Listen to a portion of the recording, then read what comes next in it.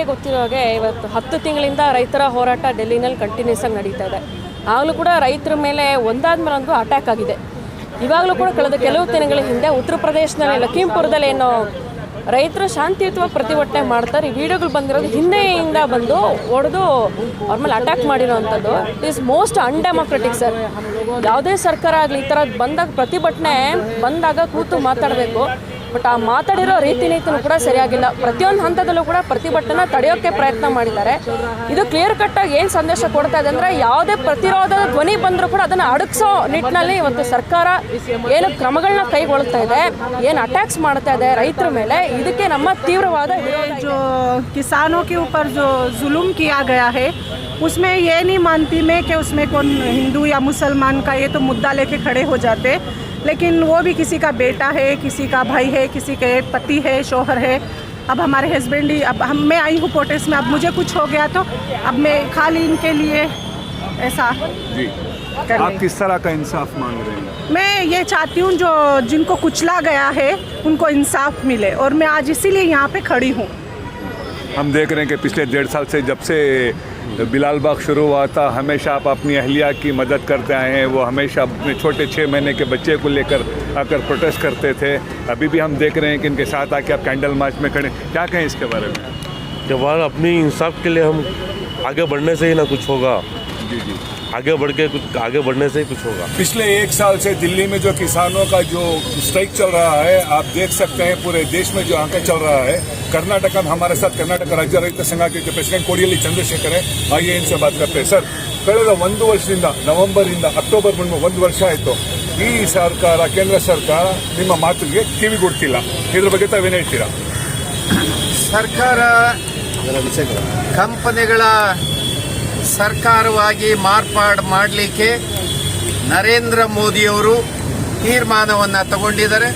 ಭಾರತೀಯ ಜನತಾ ಪಕ್ಷ, ಅದರ ಅಂಗಸಂಸ್ಥೆ RSS, ಇದು ಎಲ್ಲವೂ ಕೂಡ ಒಂದೇ ದಿಕ್ಕಿನಲ್ಲಿ ಕಂಪನಿಗಳ ಆಡಳಿತ ಮಾಡಲಿಕ್ಕೆ ಸಾರ್ವಜನಿಕರ ಉದ್ದಿಮೆ, ಸಾರ್ವಜನಿಕರ ಕೈಗಾರಿಕೆ, ಸಾರ್ವಜನಿಕರ ವಾಣಿಜ್ಯ ಮತ್ತು ಕೃಷಿಯನ್ನು ಒಳಗೊಂಡಂತೆ ಎಲ್ಲದನ್ನ ಸಂಪೂರ್ಣವಾಗಿ ಖಾಸಗಿ ಕಂಪನಿಗಳಿಗೆ ವರ್ಗಾಯಿಸಲಿಕ್ಕೆ ತೀರ್ಮಾನ ತಗೊಂಡರು.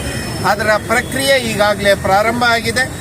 ಕೃಷಿ ಕ್ಷೇತ್ರದ ಪ್ರವೇಶಕ್ಕೆ ಕಾನೂನುಗಳನ್ನು ಮಾಡಿರ್ತಕ್ಕಂಥದ್ದು, ಅದನ್ನು ವಿರೋಧಿಸಿ ಈಗ ಸತ್ಯಾಗ್ರಹ ನಡೀತಾ ಇದೆ. ಎರಡನೇದಾಗಿ ದೇಶದ ರೈಲು, ವಿಮಾನ ನಿಲ್ದಾಣ ಮತ್ತು ಬಂದರುಗಳು ಮತ್ತು ಎಲ್ಲ ಸೇವಾ ಕ್ಷೇತ್ರಗಳಲ್ಲಿ ಬರ್ತಕ್ಕಂಥ ಹೆದ್ದಾರಿಗಳು, ವಿದ್ಯುತ್ ಶಕ್ತಿ, ಈಗ ಎಲ್ಲವೂ ಕೂಡ ಖಾಸಗಿ ಕಾರ್ಪೊರೇಟರ್ಸ್ಗಳಿಗೆ ನೀಡುವಂಥ ತೀರ್ಮಾನದ ಕೆಳಗಡೆ ಪ್ರಕ್ರಿಯೆ ಮುಂದುವರೆದಿದೆ. ಹಾಗಾಗಿ ಇದು ನಿಲ್ಲಬೇಕು. ಈ ಕಂಪನಿಗಳ ಆಡಳಿತ ನಮಗೆ ಬೇಕಾಗಿಲ್ಲ. ನಮಗೆ ಪ್ರಜಾಪ್ರಭುತ್ವ ಉಳಿಬೇಕು. ಎಲ್ಲರಿಗೂ ಸಮಾನತೆಯ ನೀತಿ ಮುಂದುವರಿಬೇಕು. ಈ ಕೆಲವೇ ಜನ ಶ್ರೀಮಂತರು ಮಾಡೋದ್ರಿಂದ ನಮಗೆ ನ್ಯಾಯ ಸಿಕ್ಕೋದಿಲ್ಲ. ಅದರಲ್ಲೂ ಕೃಷಿ ಕ್ಷೇತ್ರಕ್ಕೆ ಯಾವುದೇ ಕಾರ್ಪೊರೇಟ್ ಕಂಪನಿ, MNC ಕಂಪನಿಗಳು ಕಾಲಿಡಬಾರ್ದು. ಈ ಕಾನೂನು ತಿದ್ದುಪಡಿ ಆಗಬೇಕಂತೇಳಿ ಸತ್ಯಾಗ್ರಹ ಮುಂದುವರೆದು. ತಮಗೆ ಈ 3 ಕಾಯ್ದೆಗಳ ಬಗ್ಗೆ ಇರೋ ಭಯ ಏನು? ಕೇಂದ್ರ ಸರ್ಕಾರದ ಕೃಷಿ ಮಂತ್ರಿಗಳ ಪ್ರಕಾರ ಈ 3 ಕಾಯ್ದೆಗಳು ಅನ್ವಯ ಆದರೆ ನಿಮ್ಮ ಲೈಫ್ ಇಂಪ್ರೂವ್ ಆಗುತ್ತೆ ಅಂತ ಅಮಿತ್ ಶಾ ಹೇಳ್ತಾ ಇದ್ದಾರೆ, ಪ್ರಧಾನಿ ನರೇಂದ್ರ ಮೋದಿ ಕೂಡ ಹೇಳ್ತಾರೆ. ನಿಮ್ಗೆ ಯಾವ ಥರ ಭಯ ಇದೆ? ಈಗ ನಮ್ಮ ಮಂತ್ರಿಗಳು ಮಾತಾಡ್ತಾ ಇರೋರು, ಇವರು ಮೂರ್ಖರು, ಇವರು ಕಾರ್ಪೊರೇಟ್ ಕಂಪನಿಗಳ ಗುಲಾಮರು. ಅವರಿಗೆ ಈ ದೇಶದ ಕೃಷಿ ವಲಯವನ್ನು ಸಂಪೂರ್ಣವಾಗಿ ಅವರಿಗೆ ಅಡವಿಡಲಿಕ್ಕೆ ತೀರ್ಮಾನ ತಗೊಂಡವ್ರೆ. ಹಳ್ಳಿಯ ರೈತರನ್ನ ಒಕ್ಕಲೆಬ್ಬಿಸಿ ಕಾರ್ಪೊರೇಟ್ ಕಂಪನಿಗಳನ್ನು ಕರೆತರುವಂಥ ಕೆಲಸಕ್ಕೆ ಅವರು ತಯಾರಿ ಮಾಡಿದ್ದಾರೆ. ಈ ಅಪಾಯ ಆ ದಿಕ್ಕಲ್ಲಿದೆ.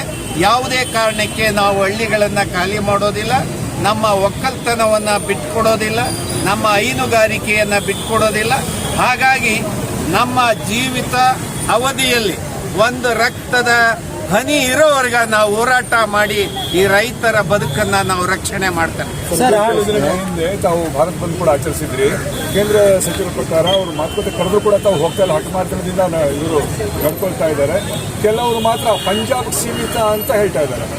ಇಲ್ಲ, ಇಡೀ ದೇಶದ ರೈತರು ಇದು ನಮ್ಮ ಬದುಕಿನ ಹೋರಾಟ, ಅದರ ಒಂದು ಭಾಗ ಅಂತ ಹೇಳಿ ಎಲ್ಲರೂ ಕೂಡ ಸ್ಪಂದಿಸ್ತಾ ಇದ್ದಾರೆ. ಇವತ್ತು ದೇಶಾದ್ಯಂತ ಈ ಕಾರ್ಯಕ್ರಮ ನಡೀತಾ ಇದೆ. ಹಾಗಾಗಿ ಸರ್ಕಾರ ಏನು ಸೀಮಿತ ಪ್ರದೇಶಕ್ಕೆ ಇದನ್ನ ಕಟ್ಟು ಹಾಕಲಿಕ್ಕೆ ಇವರು ಪ್ರಯತ್ನ ಮಾಡ್ತಾ ಇದ್ದಾರೆ. ಹಾಗಾಗಿ ನಾವು ಏನು ಡೆಲ್ಲಿ ಅವರೇನೋ ಪಂಜಾಬ್ನವರ, ನಾವು ಕರ್ನಾಟಕದವರು, ದಕ್ಷಿಣ ಭಾರತದವರು, ಈ ಚಳುವಳಿ ನಡೀತಾ ಇರೋದು ರೈತರಿಗೋಸ್ಕರ. ಸತ್ತಿರುವಂತ ರೈತರು ಪ್ರಾಣ ಮಾಡಿರೋದು ರೈತರಿಗೋಸ್ಕರ. ಆ ಕಾರಣಕ್ಕೆ ಸರ್ಕಾರದ ಹೇಳಿಕೆ, ಸರ್ಕಾರಗಳ ಮಂತ್ರಿಗಳ ಹೇಳಿಕೆಯನ್ನು लखीमपुर खेड़ी उत्तर प्रदेश में जो हमने देखा है वो सरासर नरसंहार है और वहाँ के जो किसान है जो बिल्कुल अहिंसात्मक ढंग से अपना धरना दे रहे थे, उनको एक बीजेपी का मिनिस्टर का बेटा ने कैसे रोन दिया इस देश ने देख लिया है। और हम देख रहे हैं फिर भी उस मंत्री पुत्र को एक वीआईपी ट्रीटमेंट मिल रहा है और मंत्री जी इस देश के मंत्री बनके अभी भी बैठे हैं मोदी जी के सरकार में। हम ये डिमांड कर रहे हैं कि इस मंत्री पुत्र को आप ऐसा वीआईपी ट्रीटमेंट मत दीजिए।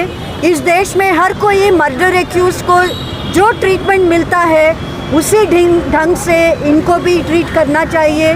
हम ये भी कह रहे हैं कि उत्तर प्रदेश सरकार और मोदी सरकार, दोनों सरकारों से इंसाफ मिलने का बिल्कुल ही हमें विश्वास नहीं है। ये सुप्रीम कोर्ट सीधा इन्वेस्टिगेट करे इस मैटर को। और हम ये भी कह रहे हैं कि ये जो मंत्री है अजय मिश्रा ठेनी, उनको भी तुरंत अरेस्ट किया जाए और उनको बर्खास्त किया जाए। ये हमारी मांगे हैं।